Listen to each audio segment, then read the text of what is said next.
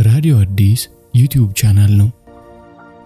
በዛሬው ትረካችን ደግሞ ማታ ማታና ሌሎችም ከሚለው የህይወት ምሻው መጽሐፍ ውስጥ የተወሰኑ አጫጭር ልቦለዶችን የምናስደምጣችሁ ይሆናል። የመጀመሪያው ትረካ የአልጋ ላይ ዱካ፣ ደራሲ ህይወት ምሻው። ትላንት ማታ ክፉ ነገር ተፈጠረ። መልከ መልካሙና ገራገሩ እጮኛዬ ላይ ማገጥኩበት። ያቺ በልጣጣ ጓደኛዬ ትዕግስት ናት እዚህ ሁሉ ጣጣ ውስጥ የከተተችኝ። ሁሌም ለሰኔ ሚካኤል ቤቷ ድል ያለ ድግስ ታዘጋጃለች። የምታውቀውን ሰው ሁሉ ትጋብዛለች።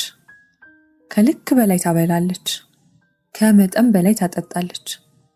አንድ ውስኪ ለ3 ሰው እየቀረበ በረዶ አንሷል እየተባለ ውስኪ እንደተፈጠረ በጉሮሮ ሲንቆረቆር ሰው ሁሉ ከሚያውቀው ሰው እንደ አብሮ አደግ ይሳሳቃል፣ ያሽካካል፣ ሚስጥር ይጋራል፣ ይሟዘዛል። የትዕግስት ፓርቲ እንዲህ ነው። ነጠላ ሆኖ የመጣን ጥንድ አርጎ ይሸኛል። አይተው ከማያውቁት ሰው አደጋግፎ አስተቃቅፎ አልጋ ድረስ ያጓትታል። ውስኪዋ ውስጥ ትንሽ ቅንዝር ጠብ፣ ብዙ የፍትወት ፍላጎትና የመማገጥ ዓላማ ሙጅር ታደርግበት ይመስል በየዓመቱ የሚወራ የወሲብ ገድል መነሻ ይሆናል። ለ6 ዓመታት ይህንን የተቀበረ የመጠጥ ፈንጂ አልፌ ዘንድሮ ግን ረገጥኩት። እርግጥ አርጌ ቡህ አረኩት። አጀማመሩ እንዲህ ነው። ጥሬና ጥብሱን ስጋ ከዚህ በኋላ ለሳምንታት በሉም የተባለን ያህል ተስገብግበን ጎረስን። እስኪ ያወራርዱት፣ እስኪ ጥረጉት እያለች የምታስተናብረውን ትዕግስትን እየሰማን 2 ጠርሙስ ውስኪያችንን በጉሮሯችን እያንቆረቆርን 6 ሆነን አንድ ጠረጴዛ ላይ ተሰይመናል። ከለብታ አልፎ ሞቅታ፣ ከሞቅታ አልፎ ስካር ሲጀማምረኝ ትዕግስት ወደ ጠረጴዛችን መታ አወራርዱት ባለችን ቁጥር የሞቴን የብርጭቆዬን አፍ በእጆቼ ለመክደን ብሞክርም ልክ ትንኝ እንደምታባረር ሁሌ እጄን ጧ እያደረገች ታስከፍተኝና በውስኪ ሞልታው ትሄዳለች። ቺርስ ባሉ ቁጥር እጠጣለሁ። አስጨምሪልኝ በቃኝ እያልኩ በእጄ ብርጭቆውን ለመዝጋት ሞክራለሁ። እጄን ጧ አድርጋ ብርጭቆዬን አስከፍታኝ ሞልታው ትሄዳለች። ቺርስ ባሉ ቁጥር አሁንም እጠጣለሁ። እንደገና አስጨምሪልኝ በቃኝ እያልኩ በእጄ ብርጭቆውን ለመዝጋት ሞክራለሁ። እጄን ጧ አድርጋ ብርጭቆዬን አስከፍታኝ ሞልታው ትሄዳለች። ይሄ አዙሪት ለ10 ምናምን ጊዜ እንደቆየ ሳሙኤል ከፊቴ ተከሰተ። ያንን ሰንደቅ የሚያስነቅ ቁመቱን፣ የቀይ ዳማ የደስ አንፊቱን፣ ቦርጭ አልባ ሰውነቱን ይዞ ሳሙኤል ከፊቴ ተከሰተ። ያውም አንዴ 2፣ አንዴ 4፣ አንዴ 6 ሆኖ ሞቅታዬ አብዝቶት ስካሬ አባስቶት የቀድሞ ፍቅረኛዬ ሳሙኤል ከፊቴ ተከሰተ። ሲቀመጥ ትዝ አይለኝም። እጆቼን ሲያሻሽግን ትዝ ይለኛል። መጀመሪያ ሲስመኝ ትዝ አይለኝም። አፌን አፉ ውስጥ ሳገኘው ግን ትዝ ይለኛል። መኪናው ላይ ስሳፈር አላስታውስም። አልጋ ውስጥ መግባቴ ግን ውል ይለኛል። ልብሳችንን ስናወልቅ ትዝ አይለኝም። ራቆት ሰውነቱን በስሜት ስቧጭር ግን በደንብ ትዝ ይለኛል። ከንፈር እየተሻማን ስንቃበጥ፣ አንገቴን ሲስምም ኋላም ሴትነቴን በወፍራም ወንድነቱ ሲከድን መሃሉ ጨለማ በገባበት ሁኔታ ትዝ ይለኛል። ይሄው ነው። ጠዋት ላይ አልጋው ውስጥ አናት ከሚፈልጥ ራስ ምታት ጋር ስነቃ ትላልቅ ድፍርስ አይኖቹ ተቀበሉኝ። ራሴን በ2 እጆቼ ካልደገፍኩ ቷ ብሎ የሚፈነዳ ስለመሰለኝ በቀኝም በግራም እጆቼ ጭንቅላቴን ይዤ ከወገቤ በላይ ብድግ አልኩና ምንድን ያደረግነው ብዬ ጮኩ። ሳሙኤል ትልልቅ አይኖቹን ፊቱ ላይ እያንጎማለለ ሲያየኝ የራሴ ጩኸት ራስ ምታቴን እያዋሰው ከወገቤ በታች አየሁ። እንደፈጠረኝ ነኝ ሳሙኤል እዚህ እንዴት መጣው? ምንድን ያደረግነው? አልኩ በአንሶላ ተጠቅልዬ ከአልጋው የመሸሽ ያህል እየወጣሁ። ከአልጋው ፈንጠር ብሎ ወጣ። ቁምጣ ከሚያክል ቡራቡሬ የውስጥ ሱሪ ሌላ ምንም አላደረገም። ምንድን ያደረግነው? ካርታ ስንጫወት ነው ያደርነው አለኝ እየሳቀ። ጥርስ ይርገፍ። ዝም ብዬው ልብሶቼን ፍለጋ ጀመርኩ። ሮዝ ጡት ማስያዣዬን አልጋው ግርጌ፣ ጥብቅ ያለው ቀይ የድግስ ቀሚሴን ከአልጋው በስተቀኝ መሬት ላይ አግኝቼ በሰማያዊው ለስላሳ አንሶላ እንደተጠቀለልኩ ወደማውቀው መታጠቢያ ቤት ገብቼ ፊቴን ሳልታጠብ መስታወቱ ፊት ቆምኩ። ምንድን የሰራሁት? ምን ነካኝ? እሺ ለብ ይበለኝ፣ እሺ ሞቅ ይበለኝ፣ እሺ ልስከር፣ እሺ እጄን እንዲይዝ ልፍቀድለት፣ እሺ ሲስመኝ ልሳመው፣ እሺ ትንሽ ልቃበጥ። ግን ምንስ ያህል ብጠጣ ከትዕግስት ቤት ወጥቼ መኪና ውስጥ ገብቼ ከብስራተ ገብርኤል ሰሚት ድረስ ንፋስ እየመታኝ መጥቼ ቤቱ ሄጄ መኝታ ቤት ገብቼ አልጋው ጋር ሄጄ አልጋ ውስጥ ገብቼ ልብሴን አውልቄ ራቆቴን ሆኜ እጮኛ ያውም የሰው ጥግ እያለኝ ከቀድሞ ፍቅረኛዬ ጋር ስዳራ ማደሬ ልክ ነው? ለመልአክ ሩብ ጉዳይ በሆነ እጮኛዬ ላይ መልከስከሴ ግፍ አይደለም? ቢሰማ አያብድም? ቢያውቅ ራሱን አያጠፋም? ፊቴን በቅጡ ሳልታጠብ ከመኝታ ቤቴ ወጥቼ በጥድፊያ ጫማዬን አድርጌ ቦርሳዬን አነገብኩና ስሚኝ ምናምን የሚለኝን ሳሙኤል ሙሉ በሙሉ ዘግቼ እግሬ በፈቀደልኝ ፍጥነት ቤቱን ለቅቄ ወጣሁ። የኮንዶሚኒየሙን ደረጃ እየወረድኩ ስልኬን አወጣሁ። 19 የመለጡኝ ጥሪዎች፣ 7 የጽሑፍ መልእክቶች። ከፈትኩት። 16ቱ የእጮኛዬ ጥሪ ነው። ስማግጥ ያልመለስኳቸው 16 ጥሪዎች።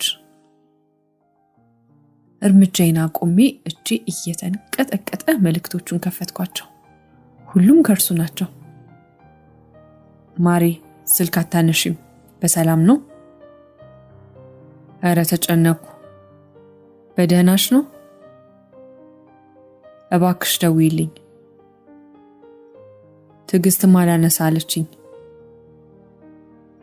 በእናትሽ ደውይልኝ። ኮንዶሚኒየሙ ጣራ ላይ ወጥቼ መፈጥፈጥ አማረኝ። ልደውልለት ግን ጉልበት አጣሁ። እሱን ትቼ ትዕግስት ጋር ደወልኩ። በሁለተኛ ዙር ከ4 ጥሪ በኋላ አነሳች። ሰላምም ሳልላት አንቺ ማታ ምንድን የተፈጠረው ብዬ ጮኩባት። እንዴ እኔ ምን አባሽ አቅልሻለሁ? የት ሆነሽ ነው አለችኝ። ድምጿ ቤተክርስቲያን ሲያስቀድስ አድሮ የመጣ ሰላማዊ ሰው እንጂ አሻሼ ገዳሚ ሲል ያደረ አይመስልም። ምን የት ነሽ ትይኛለሽ? ሳሚ ጋር ነበርኩ። እንዴት እንዲህ አይነት ነገር ሲደረግ እዚህ ሲያመጣኝ ዝም ትያለሽ?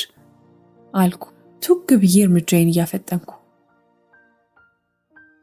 እንዴ ኧረ ቀስ፣ አንቺ አይደለሽ ስንት ሆነን ስንለምንሽ ከሱ በቀር ከማንም ጋር አልሄድም እያልሽ እንደ እባብ ስትጠመጠሚበት ያመሸሽው አለችኝ ቆጣ ብላ። ወሬውን በስልክ መቀጠል ስላልፈለግኩ ቤት መሆኗን አረጋግጬ ራይድ ጠራሁና ሰበር ቤቷ ደረስኩ። በስልክ የጀመረችልኝን አጠናክራ ለያዥ ለገናሽ ማስቸገሬን፣ ያየኝ ሰው ሁሉ ሲስቅ እንደነበር፣ መጨረሻ ላይ እንደፈለጋት ትሁን ብለው እንደተውኝ በሚያም ዝርዝር ነገረችኝ።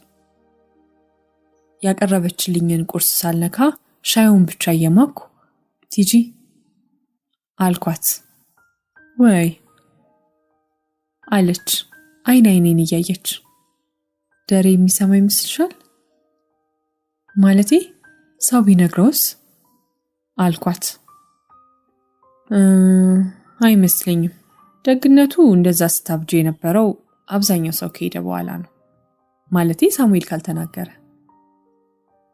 አለችኝ። ሳሙኤል ካልተናገረ። በተቀመጥኩበት መርዶ እንደተረዳ ሰው ከወገቤ በላይ ወደፊትና ወደ ኋላ ሄድ መለስ እያልኩ አፌን በእጆቼ እየያዝኩ የተመሳቀለ ጸጉሬን እየፈተልኩ አፍጥጬ እያየው ጠየኳት። ቲጂዬ ሳሙኤል የሚናገር ይመስልሻል? ድምፄ እየተንቀጠቀጠ። ነገሩን አልኩሽ እንጂ የት ተገናኝተው ይነግረዋል። እፎይታ ተሰማኝ። ግን በሰው እንዳይሰማ መጠንቀቅ አለብሽ። እፎይታ የተነነ። የመሆነው ጠፋኝ። ተነስቼ አንዴ ወዲህ አንዴ ወዲያ በጭንቀት ስንጎራደድ ዝም ብላ ታየኛለች። ኩኩዬ በቃ ረጋ በይ። ዋናው እኮ ይሄ ወሬ ከሳሙኤል ወደ ደሬ የሚደርስበት መንገድ ካለ ማሰብ ነው። ማለቴ የወሬውን መንገድ ማጥፋት አላድን ዱካ ማጥፋት አለችኝ ትንሽ ቆየት ብላ። በግርም ታየዋት። ልክ ናት፣ በጣም ልክ ናት። ሳሙኤልና ደሬን የሚያገናኛቸው ነገር ወይ ሰው አለ አለችኝ ቶሎ ብላ። ቲጂ ከመርዛማ ውስኪ ውጪ የፖሊስ ጭንቅላት ነው ያላት። የውስለትና ዱካዬን ለማጥፋት አብሬው በወሰለትኩት ሳሙኤልና በእጮኛዬ መካከል ያለውን የግንኙነት መስመር ማሰብ የመማገጤን ወሬ ወደ እጮኛዬ ደሬ ሊያደርስ የሚችለውን መንገድ ማሰላሰል ጀመርኩ። ኦኬ ሳሙኤል ጋር መደወል አለብኝ። ባለሁበት እየተንቆራጠጥኩ ደወልኩለት። ሄሎ ሳሙኤል የት ነህ? ሄሎ ቢሮ ነኝ። ምን ነው እንደዛ ቻው እንኳን ሳትይኝ በእናትሽ? በእናትህ ሳሙኤል ጊዜ የለኝም። ሰማይ ልቅ ስለተፈጠረው ነገር ለማንም አላወራህም አይደል? በእናትህ ለማንም እንዳትናገር። ካሁን በኋላ አልናገርም። እሺ። ሳቀ። ሳሙኤል በማርያም አታሹፍ። እጮኛ እንዳለኝ ታውቃለህ። በእናትህ ለሰው ነገርክ እንዴ?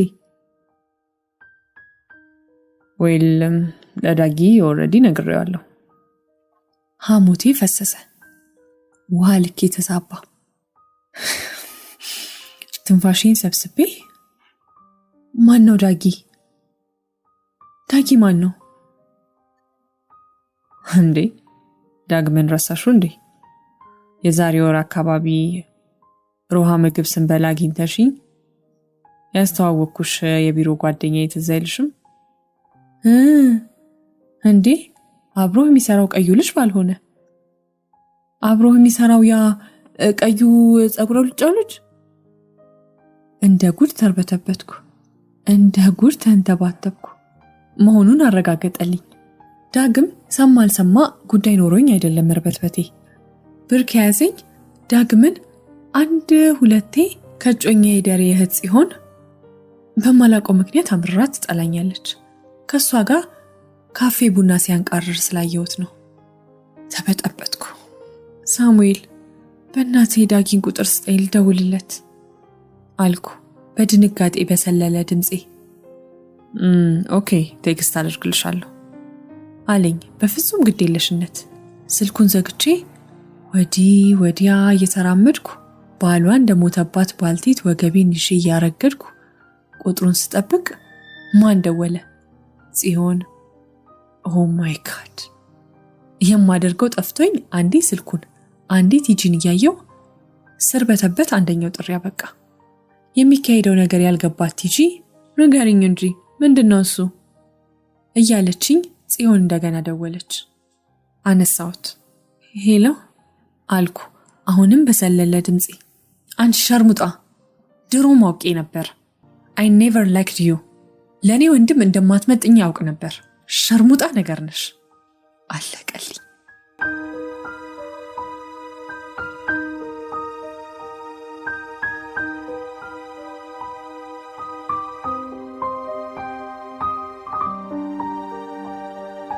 ሁለተኛው ትረካ ደግሞ የኢንሪኮ ኬክ ፍርፋሪዎች ይሰኛል።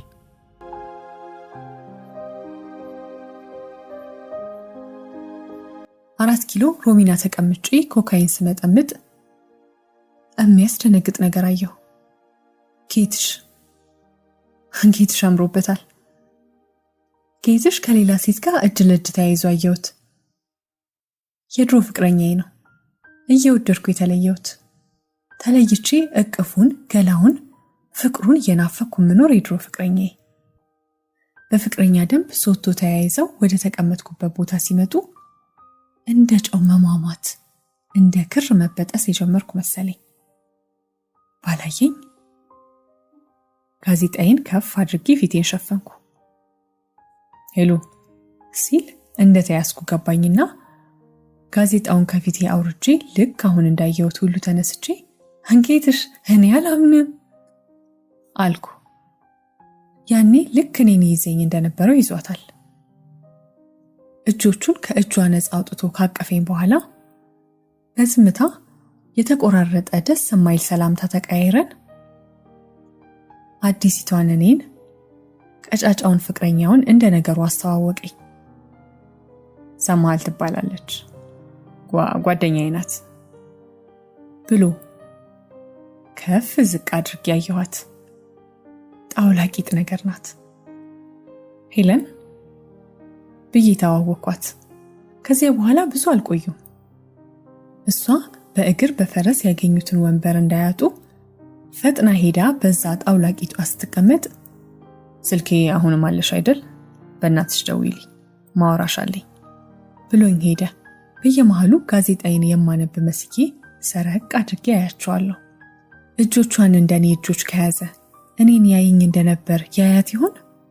ማለቴ የሴትነት ቀዳዳዋን በወንድነቱ ከመድፈን መተኮስ ሲያምረው ከመተኮስ ውጪ ከሷ የሚያስተሳስረው ከሷ የሚያጋምደው የስሜት ገመድ ስውር የስሜት ስፌት ነገር ይኖር ይሆን? ከሷ ያለው ነገር ውጋ ነቀል ብቻ ከሆነ ይግባ ውጣ ብቻ ከሆነ እሱንማ ማንም ወንድ ከፍሎም ያደርገዋል። ቺቺኒያ ቢሄድ ቀይ ከጥቁር፣ ቀጫጫ ከዶለስ፣ ጣውላ ቂጥ ከቋጥኝ ቂጣ አማርጦ ያገላበጠ ያገኘዋል። እኔ ማወቅ የምፈልገው እሱን አይደለም። ለመሆኑ ራሷን ጭኑ ላይ አድርጋ እንድትተኛ ይፈቅድላታል? ጥርሷን ሳትፍቅ የጠዋት አፏን ይስመዋል? ጀርባዋን አቅፎ ሲተኛ ሰላም ይሰማዋል? ሐሳቤን ሽሽት ታክሲ ውስጥ ገብቼ ቤት ሄድኩ። ለምን በእናትሽ ደውዪ ያለኝ? ለምን ፈለገኝ? ያላመለጥኩትን ሐሳብ ሽሽት በልብስ የተጨነቀ ቁም ሳጥኔን ወግ ለማስያዝ ከፈትኩ። ምስቅልቅል ወጥቷል።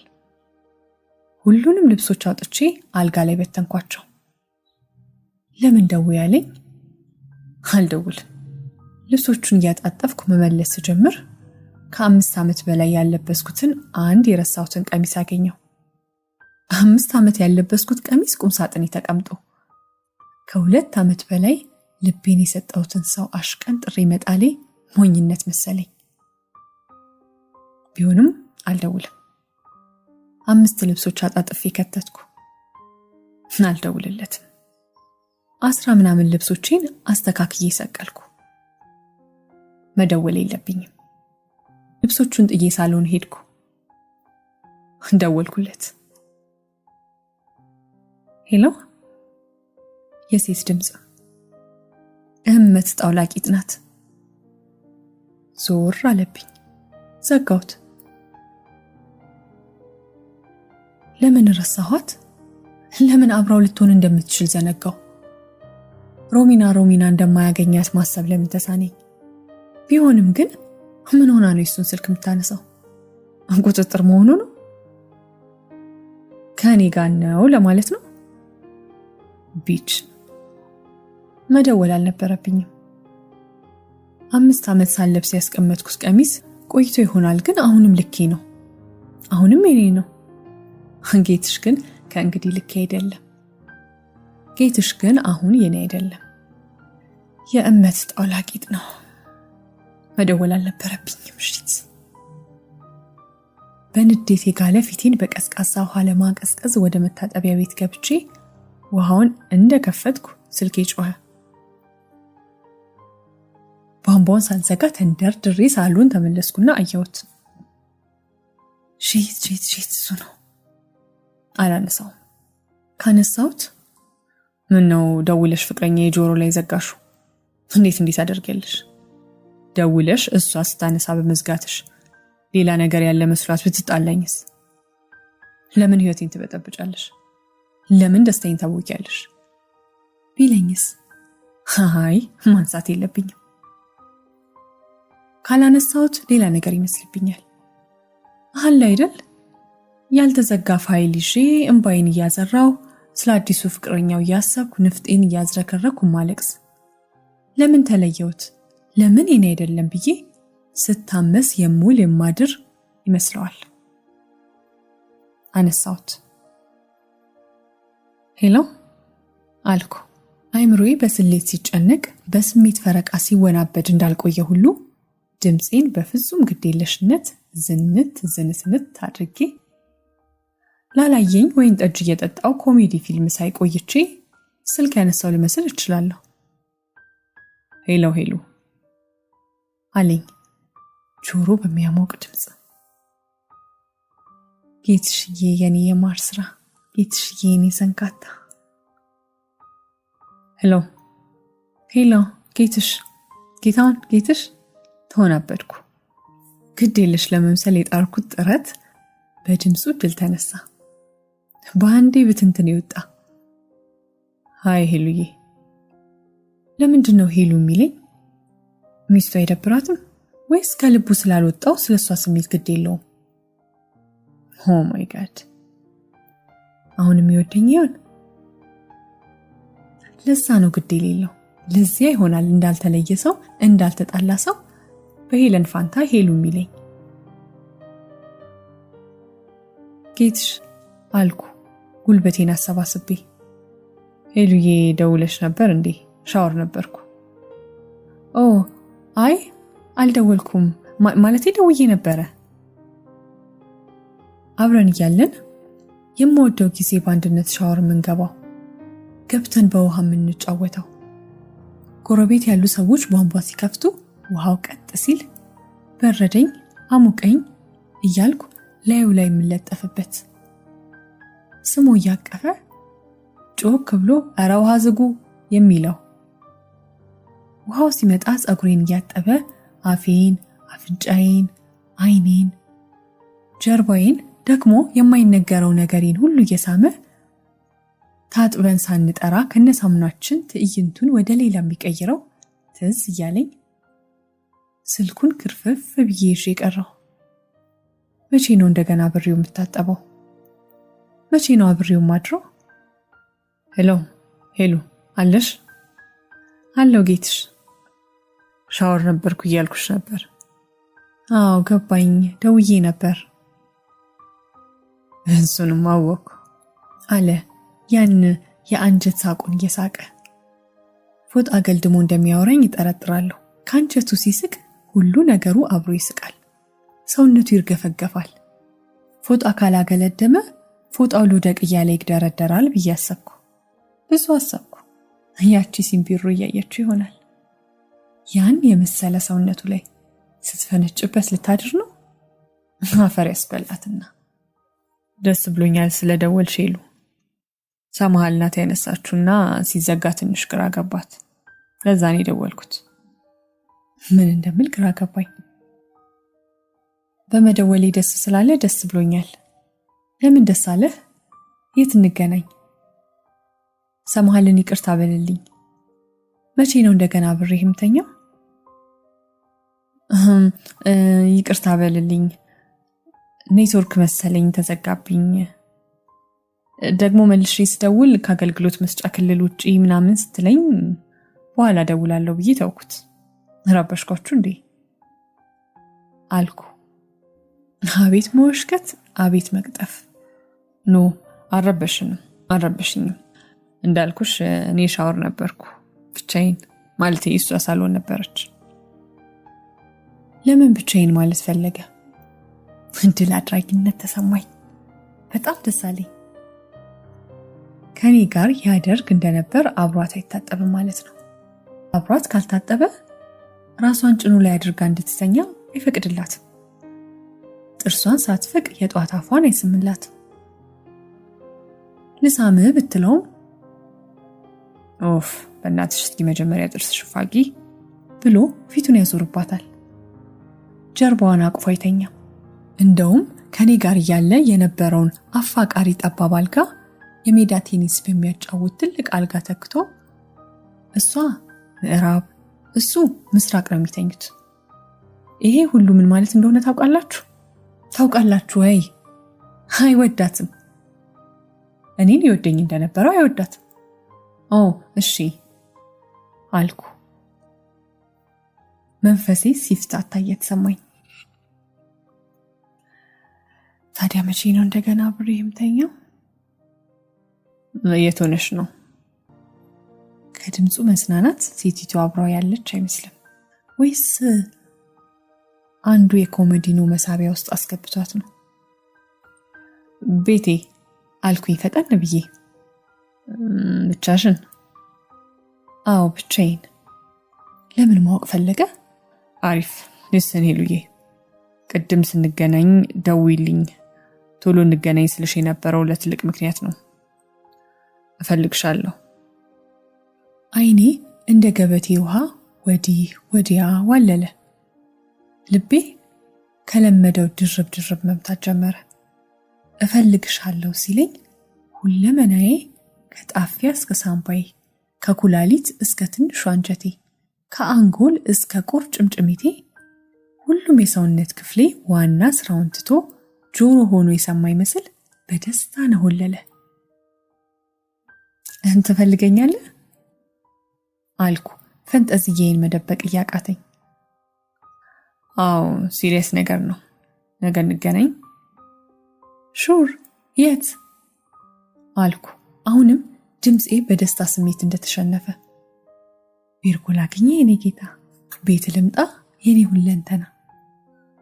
በፊት የምንገናኝበት የነበረው ቢሎስ ካፌ፣ እዛ 7 ሰዓት ትችያለሽ?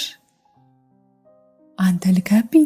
እንኳን ቢሎስ ካፌ ቲምበክቱ፣ እንኳን ቢሎስ ካፌ እንጨቆረር ቀራለሁ። እንኳን ከቀኑ ከሌሊቱ 7 ሰዓት ላይ አልችልም እላለሁ። አሪፍ እመጣለሁ አልኩ በፍጥነት። ሄሉዬ አለ በዚያ ልብ እንደ ሰም በሚያቀልጥ ድምፁ። ወዬ ጌትሽ። አንድ ነገር ላስቸግርሽ። ምን ነው ጌትሽ? ያ የሃይ ስኩል ጓደኛሽ የሚከየፍብሽ ሚሊዮን አሁንም የኤንሪኮ ማኔጀር ነው እንዴ? አዎ። ምን ነው? በምን ትዝ አለ? ከሱ ከተጣላው በኋላ ከሚሊ ጋር አንድ ሰሞን ወጣ ገባ እንዳልኩ አያውቅም። አይ ልክ እንደ ድሮ ያኔ ስንገናኝ እንደምታደርጊልኝ የኤንሪኮ ኬክ ይዘሽልኝ ነይ። ያው በዘመድ ያስቀምጥልሽ የለ? በየለት ልጁ የኤንሪኮ ኬክ መብላት ፍቅራችንን ጡዘት ላይ በደረሰበት ጊዜ እናደርገው የነበረ ነገር ነው። እኔ ሚሊን አስቸግሬ ከወፈ ሰማይ ህዝብ ተደብቀው የተቀመጡልንን 6 የኤንሪኮ ኬኮች ተቀብዬ እሱ ቤቱን ፏ አድርጎ አጽድቶ ጠብቆኝ አልጋ ውስጥ እንገባና ኬክ በፍቅር እንበላለን። ኤንሪኮ የሚል አፉ አፌን ይስማል። አፍንጫዬን በአፍንጫዬ ይነካካል። አይኖቼን እንደ መሳም ያደርገዋል። ሁለንተናችን ኬክ ይሸታል። ኬኩና የሱ ሰውነት ይምታታብኛል። አልጋችን በፍቅራችንና በኬኮቹ ፍርፋሪዎች ይሞላል። ይሄ ዝም ብሎ ግብረ ስጋ አይደለም። ይሄ ወሲብ አይደለም። ይህ ፍቅር መስራት ነው። በፍቅር መውደቅ መነሳት ነው። መውደድ ነው። ታዲያ ለዚህ ልጅ እንኳን የኤንሪኮ ኬክ የጨረቃ አፈር ይዤ ብሄድ ይገርማል። ችግር የለውም፣ ደስ ይለኛል። በይ ቻው፣ ነገ እንገናኝ። ቻው። ስልኩን ዘግቼ ትንሽ እንደተቀመጥኩ መታጠቢያ ቤት ከፍቼ የታውኩት ውሃ ሲፈስ ተሰማኝ። ሮጬ ሄጄ ዘጋሁት። የፎጣ ማንጠልጠያው ላይ የተሰጡትን ባለጌ የውስጥ ሱሪዎቼን አየሁ። ነገ የማደርገው ከሁሉ የውስጥ ሱሪዎቼ ውስጥ በኃይል ባለጌውን ቢኪኒዬን ነው።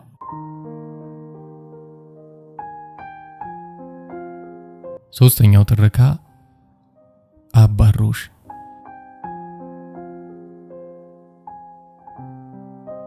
አብረን ያየን ሰው ሁሉ አፈስሽ እያለ ያወራል።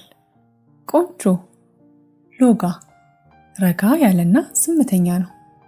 የወንድ ልጅ አማላይነት የተሰራው ከነዚህ ተንኮለኛ ንጥረ ነገሮች አይደል? በፍቅር መውደቅ ከገደል እንደ መውደቅ ያማል። በፍቅር መያዝ እንደ ተስቦ ያማቅቃል።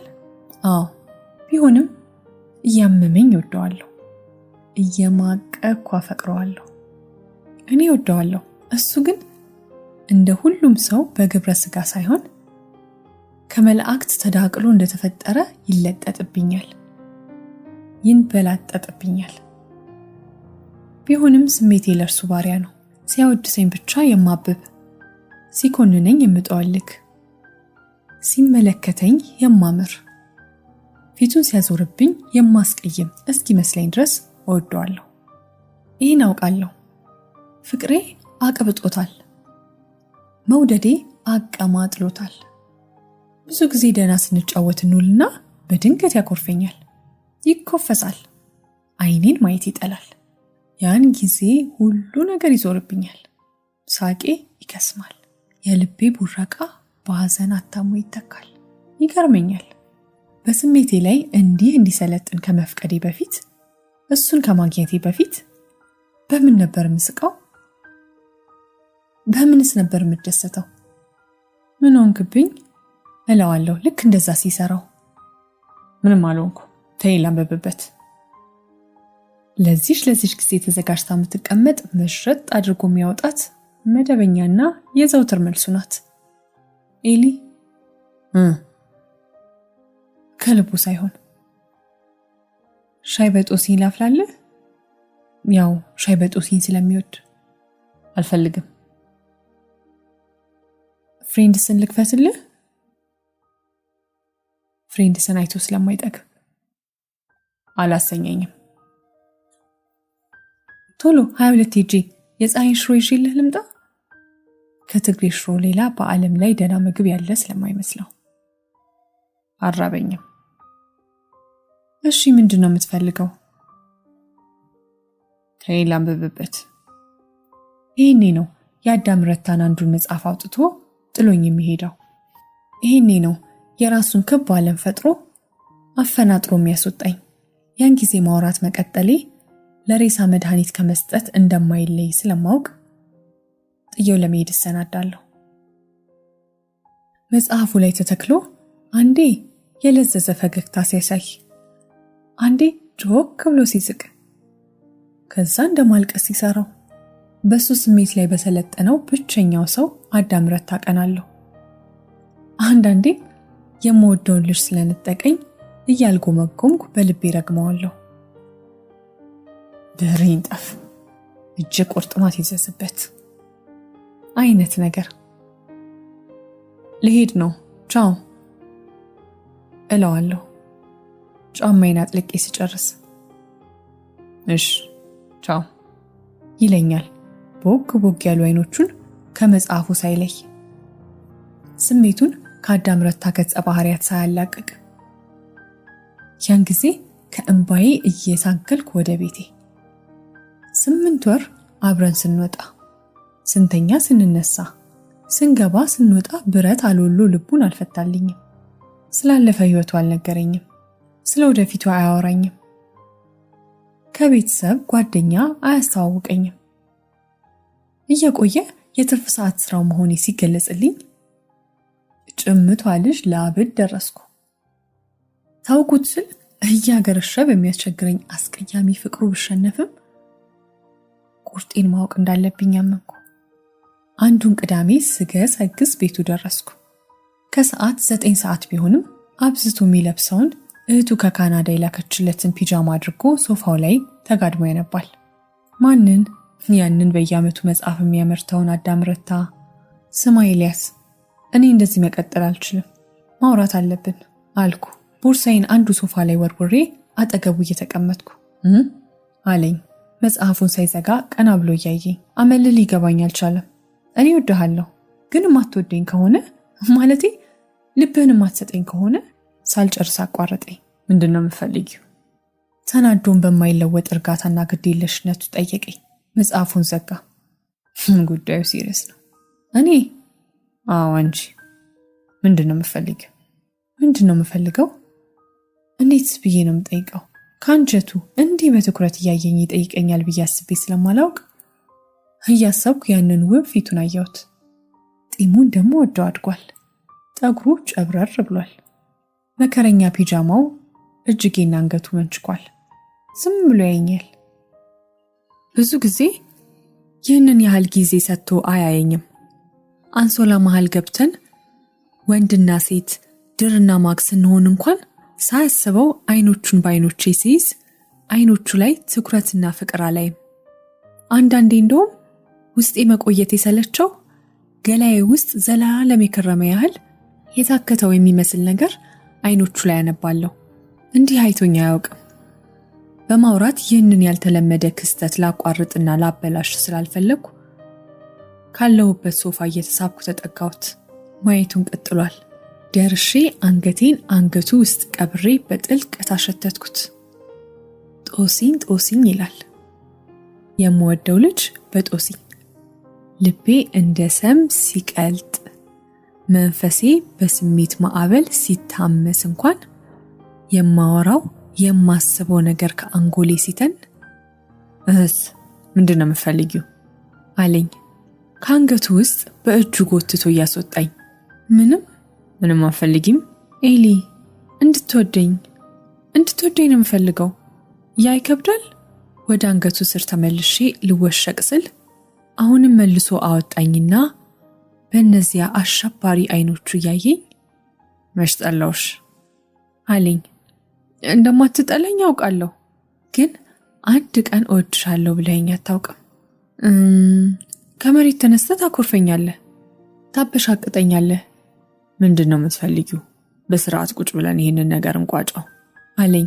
ለስብሰባ እንደተቀመጠ ሰው መጽሐፉን እንደከፈተ ሶፋው ላይ አስቀምጦ እጆቹን አጣምሮ ቀና ብዬ ተቀመጥኩ። ልብህን ነው የምፈልገው። እጆቹን አመሳቀለና ሳቀ። ተበሳጨው። ያስቃል? አዎ፣ እዚህ መጽሐፍ ላይ ያለው አንዱ የአዳም ካራክተር ምን አለ መሰለሽ?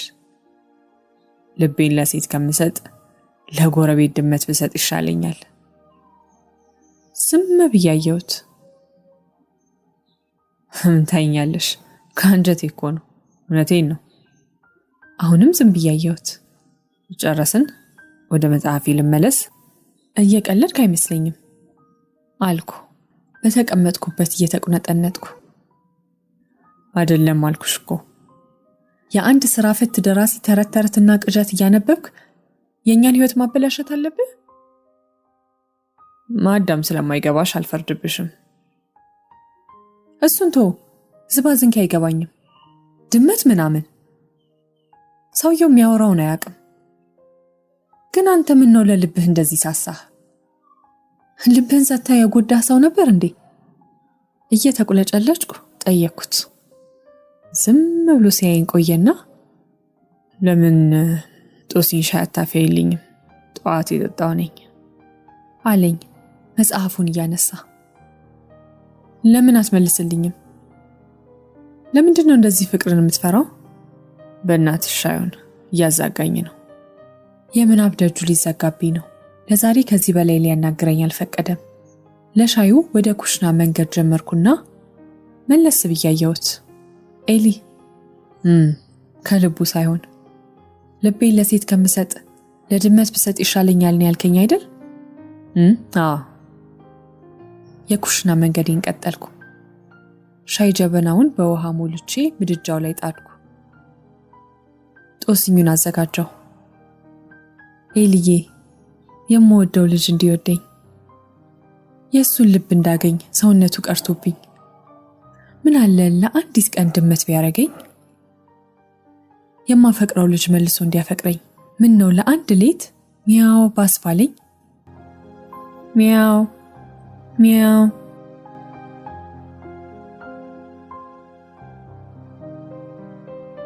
አራተኛውና የመጨረሻው ትረካ ዛሬ ቀኑ ምንድን ነው?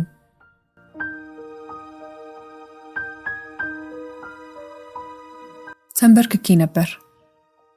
በዚያ የጥቅምት ውርጭ ከምሽቱ 4 ሰዓት ተኩል ላይ ከሰማይ በላይ እሪታዬን አቀለጥኩ። ቀዝቃዛው አስፋልት ላይ ተንበርክኬ ነበር። በብርድ የሚንገጫገጩ ጥርሶቼ መሃል እጮኻለሁ። ጉሮሮዬ የተሰነጠቀ፣ ደረቴ የተተረተረ እስኪመስለኝ ድረስ እጮኻለሁ። በኋላ ሲነግሩኝ አደጋው ቦታ አምቡላንስ ደርሶ ልጄን አፋፍሶ እስኪወስደው ድረስ እንዲሁ ስጮህ ነበር። ሆስፒታል ስደርስ በጥድፊያ ልጄን በባለጎማ አልጋ እየገፉ ሌላ ክፍል ወስደውት አላስገባም አሉኝ። አስገቢም አሉኝ። መድኃኒት የሚለው ኮሪደር ላይ ቆሜ ቀረሁ። በነጭ ካፖርት ውስጥ ወዲያ ወዲህ የሚሯሯጡ ሐኪሞች፣ ሰማያዊ ለብሰው እዚህም እዚያም የሚሉ ነርሶች፣ በየወንበሩ ላይ አንገታቸውን ደፍተው ጥርሳቸውን እያኘኩ የተቀመጡ ሰዎች፣ በእንቅልፍ የናወዙ አስታማሚዎች፣ አዲስ አደጋ ይዘው እየጮሁና እያለቀሱ ወደ ኢመርጀንሲ ክፍል የሚበሩ ቤተሰቦች፣ አትገቡም እያሉ የሚከለክሉ ነርሶች፣ ሐኪሞች። በቆምኩበት የሆነውን ለማሰብ ሞከርኩ። እየሳቀ ነበር። እንቅልፌ መጣ ምናምን ብሎኝ፣ አንተ እኮ ከእንግዲህ ትንሽ ልጅ አይደለም፣ እስከ 5 ሰዓት መቆየት አትችልም እንዴ? ዳይፐር እንደገና መግዛት ልጀምር እንዴ ስለው እየሳቀ ነበር። ያቺ ከአባቱ የወረሳት ዲምፕሉ፣ ያቺ ፍልቅልቅ እያለ የሚስቃት ሳቁ። የግራ መጠምዘዣውን ይዤ ብቅ ከማለቴ በልጄ በኩል ጠርምሶን የገባው መኪና ላንድ ክሩዘር ነበር።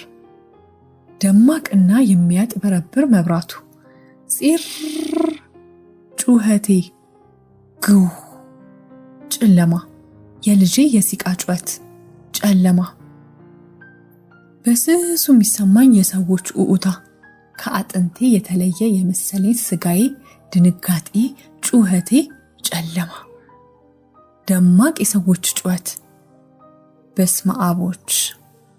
አንገቴ ሲዞር ከሶኬቱ ወጥቶ እንደ ጨርቅ የተጠቀለለው የልጄ እጅ፣ ከጆሮ የሚጎርፈው የደም ዥረት፣ ጩኸቴ።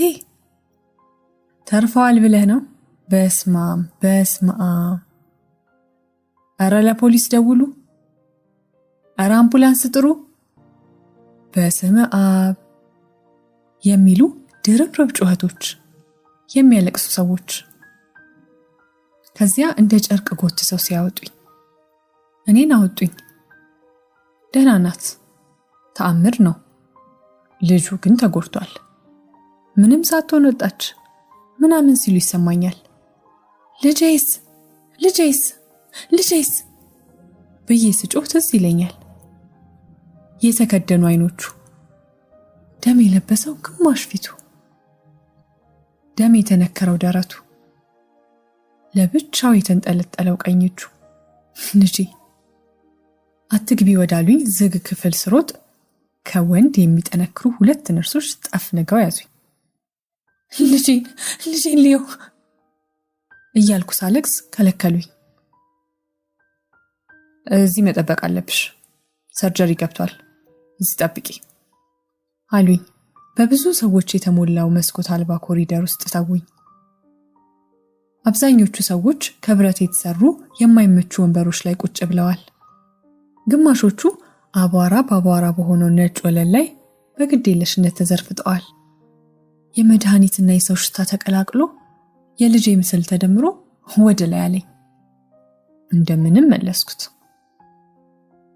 አንዲት ሴት ሁኔታዬን አይታ ይሁን መቀመጥ ሰልችቷት በእኔ ተቀመጪ እጇን ስታንቀሳቀስ በድን አካሌን ይዤ ከብረት ወንበሩ ላይ ሄጄ ተቀመጥኩ። ከዚህ ቦታ ከዚህ ሁኔታ ራሴን ብነጥል ይህን አስቀያሚ ቦታና ሁኔታ ደመና ሆኜ ትንን ብዬ ብለየው ከጥቅምት ውርጭ ጋር ተቀላቅዬ በረዶ ሰርቼ ብታወው ምን አለ? ከዚህ ሌላ የትም ቦታ በሆን፣ ከዚህ ውጪ ምንም ነገር ቢደርስብኝ ምን ነበር? ልጄ እንደገና መጮ ጀመርኩ። ወንበሯን የለቀቀችልኝ ሴት ትከሻዬን ያዝ አድርጋ አታልቅሽ፣ ጸልይ አለች። ደመና ሆኖ መትነን የለም፣ በረዶ ሆኖ ከአየር መቀላቀል፣ ሌላ ቦታ ሌላ ሁኔታ ላይ መሆን እንደማልችል አውቃ መሰለኝ። ጸልይ። ለቅሶዬን ወደ ቀስታ እህት አውርጄ አካባቢዬን ቃኘው። እንደኔ በዝምታ የሚያለቅሱ፣ ንፍጥ የሚናፈጡ፣ እንባ የሚጠርጉ፣ እርስ በርስ የሚጽናኑና የሚጸልዩ ብዙ ሰዎች አየሁ። በእንባ የራሱ አይኖቼን ጨፈንኩ። ወዲያው ደግሞ ገለጥኳቸው። በሩ ጋር አንዷ ነርስ ከፖሊሶች ጋር ስታወራ ተመለከትኩ። በረዥሙ ተነፈስኩ። በአየር ፋንታ እሳት ያስገባው ያህል ውስጤ ተቃጠለ፣ ውስጤ ነደደ። ጸልይ አለችኝ። አሁንም አጠገቤ የቆመችው ሴት። ከወንበሬ ተንሸራትቼ ወለሉ ላይ ተንበረከኩ። አንገቴን አቀረቀርኩ። አይኖቼን ጨፈንኩ። እጆቼን በእንባ የበሰበሰ ፊቴ ላይ ያደረግኩ። ከጸለይኩ 15 ዓመታት አልፈዋል። ለቀብር ካልሆነ ለዝክር ወይ ለበዓል ቤተክርስቲያን ከረገጥኩ ብዙ ዓመታት ሄደው መጥተዋል። ከእናቴ ሞት በኋላ የቱ ቀን ሚካኤል የቱ ቀን ተክልዬ እንደሆኑ አስቤ አላውቅም። እና ምን ተብሎ ነው የሚጸለየው? አባታችን ሆይ ግማሹ ከጠፋብኝ ሰንብቷል። ምንድን ነው የምለው? አባቴ ሆይ በሰማይ የምትኖር። አይኖቼን ገልጬ ሴቲቱን አየኋት። እርጅኝ አይነት አየኋት። ዝም ብለሽ ጸልይ አለችኝ። እጸልያለሁ። መጀመሪያ ይህን ሁሉ ጊዜ ስላልጸለይኩ እግዚአብሔርን ስለተውኩ ይቅርታ አላለሁ። ስለ ኃጢአቴ ሁሉ ይቅርታ ጠይቀዋለሁ። ከዚያ ግን ልጄን ተውልኝ፣ ልጄን አትውሰድብኝ ይለዋለሁ። እንደሚባለው ምህረቱ የበዛ ሩህሩህ ከሆነ ልጄን እንዲያድንልኝ እማጸናለሁ። እያለቀስኩ መሬቱን መሳም ጀመርኩ። እየጮኩ እያጉረመረምኩ መጸለይ ጀመርኩ። አምላኬ ሆይ ልጄን ተውልኝ፣ ልጄን አድንልኝ። እጾማለሁ፣ አስቀድሳለሁ፣ እጸልያለሁ። አንተ ብቻ ልጄን ተውልኝ፣ አድንልኝ። ዓርብ ሮብ እጾማለሁ፣ አብይ ጾምን እጾማለሁ፣ ድሃ በስምህ አበላለሁ፣ አስቀድሳለሁ። አንተ ግን ልጄን ተውልኝ። አምላኬ እባክህ ልጄን አድንልኝ። እግዚአብሔር ሆይ ልጄን ካዳንክ ባሪያ ሆናለሁ፣ እንደ ፈቃድህ ሆናለሁ፣ ያልከኝን አደርጋለሁ አልኩና ቀና ብዬ በእንባ አይኖቼ አሁንም ቆማ የምታየኝን ሴት አየኋት። ዛሬ ምንድን ነው አልኩ በጎርናና ድምፅ። አለችኝ ደንገጥ ብላ። ዛሬ ቀኑ ምንድን ነው? 19 ገብርኤል ነው። እንደገና ወደ መሬት ተደፋው። ከንፈሮቼ በእንባዬ ታጥበው ጨውጨው ይሉኛል። ገብርኤልዬ፣ የኔ ገብርኤል ልጄን አድንልኝና በአመት ቁልብ ያልቀርም። በየወሩ ሱቄን ዘግቼ ያከብርሃለሁ፣ እዘክርሃለሁ። መልአኩ ገብርኤል ልጄን አድንልኝ፣ አድንልኝ። ሴቲቱ ጎትታ አነሳችኝ። ቆምን። ይበቃል፣ በቃ በቃ። ከእንባዋ እንደምትታገል በእንባ በተሸፈኑትና እንደ እሳት በሚያቃጥሉኝ አይኖቼ ያየሁ። ልክ እንደ ቅርብ ዘመዴ አቅፌያት አለቀስኩ። በቃ አይዞሽ አለችኝ። ብዙ ደቂቃዎች አለፉ። ነርሶቹ ምነው ጠፉ? ዶክተሩ ስለምን ዝም አለኝ? አዲስ ለቅሶ ጀመርኩ። ሴቲቱ ታባብለኛለች። የስለት ቃሌን ለገብርኤል ደግማለሁ። መሬት እንበረከካለሁ፣ እቆማለሁ፣ ወደ ወንበር ሄዳለሁ። ነርሶቹን ስለ ልጄ ጠይቃለሁ። ጠብቅ ይባላለሁ። አለቅሳለሁ፣ እቀመጣለሁ፣ እነሳለሁ። ተንበርክኬ ለገብርኤል እሳላለሁ። ንፋስ ያስፈልገኛል። ወጥቼም እንዳልወጣ ሐኪሞቹ መጥተው ቢያጡኝስ? እዚያ ኮሪደር ላይ ተቀምጬ ትንፋሽ አጥሮኝ የልጄን መጨረሻ ሳልሰማ እንዳልሞት በመስጋት ትልቁ በር ስር ሄጄ ኩርምት ብዬ ተቀመጥኩ። የሚያንዘረዝር ብርድ ተቀበለኝ። የድግስ ግልጥልጥ ቀሚሴ አላዳነኝም፣ ግን ዝርፍጥ ባልኩበት ቀረው። የተቀመጥኩበት ቀዝቃዛ ሴራሚክ ወለል የሰውነቴ አካል እስኪመስለኝ ተቀመጥኩ። ለምን ያህል ሰዓት እንደቆየው ሳላውቅ ስታጽናናኝ የነበረችው ሴት መታ በብርድ የገነተረ ክንዴን ስትነካ ነቃ አልኩ። ሐኪሙ እየፈለገሽ ነው፣ ነይ አለችኝ። ብርክ ያዘኝ። ሐኪሙን ሲጠብቅ እንዳልቆየ ሰው ሐኪሙ መጣ ስባል ብርክ ያዘኝ። ለሰዓታት የጠጣሁት ብርድ ሰውነቴን ያንዘፈዝፈው ያዘ። አይዞሽ ነይ ብላ ጎትታ ስታስገባኝ ትዝ ይለኛል። ከዛም ማስታውሰው የሐኪም ነጭ ጋውን የለበሰ ጢማም ሰውዬ ጉንጮቼን በጥፊ አይነት ሲመታቸው ነው። እጆቼን ሲያነቃንቅ ሰሚኛለሽ ሲለኝ በጢም የተከበበ አፉን ፈራሁት። ከአፉ የሚወጡትን ቃላት ክፉኛ ፈራሁ። ልሸሸው ሊነግረኝ ያሰበውን መርዶ ላመልጥ ፈለግኩ። ግን እሱም ነርሶቹም ከበውኛል። ብረት አልጋ ላይ ተኝቻለሁ። ራሴን ስቼ ነበር። ማውራት ጀመረ። አቅመ ቢስ ሆኜ መስማት ጀመርኩ። ልጅሽ ከፍተኛ ጉዳት ደርሶበታል። መልአኩ ገብርኤል ቁልቢ እስክሞት ድረስ ከነ ልጅ አልቀርም። ብዙ ደም ፈሶታል። ተአምሩን ላገኘሁት ሰው ሁሉ መንገር አላቆመም። በቀኝ በኩል የደረሰበት ጉዳት አስከፊ ነው። አምላኬ ሆይ ካለ መጽሐፍ ቅዱስ አላነብም። ለአንተ ውዳሴ ከተሰመሩ መዝሙሮች ውጪ ጆሮዬን ሙዚቃ አላሰማም። ግን ተአምር ነው። እግዚአብሔር በተአምሩ አትርፎታል። አይዞሽ ይድናል። ለተወሰኑ ቀናት ለጥንቃቄ አይሲዩ ይቆያል። ግን የሚያሰጋ ነገር የለም። ልጅ አልሞተም። ዶክተሩ ፈገግ ብሎ ያየኛል። ያለኝን ለመረዳት እየታገልኩ መሆኑ ገብቶታል። በ8ኛው ቀን ልጄ ከአይሲዩ ወጥቶ መደበኛ ክፍል ተኝቷል። እኔ ትንንሽ እግሮቹን እየነካካው አልጋው ላይ ተቀምጫለሁ። የምታምር የጠዋት ፀሐይ በመዳን ላይ ያለ ፊቱ ላይ ታበራለች። እንባ ባቀረረ አይኔ ጉንጮቹን አያለው። እማዬ አለኝ ቀስ ብሎ። ወዬ ልጄ ዛሬ ቀኑ ምንድን ነው? ፈገግ አልኩ። ምን ነው እማዬ አለ እሱም ፈገግ ብሎ። ያቺ ከአባቱ የወረሳት ውብ ዲምፕሉ በትንሹ ፊቱ ላይ። መድኃኒዓለም ነው ልጄ፣ ዛሬ የዓመቱ መድኃኒዓለም ነው አልኩ። በአልጋው በስተግርጌ ካለው ኮመዲኖ ላይ ከጠዋት ጀምሮ የሚበራውን ሻማ በእንባ በተሞሉ አይኖቼ እያየሁ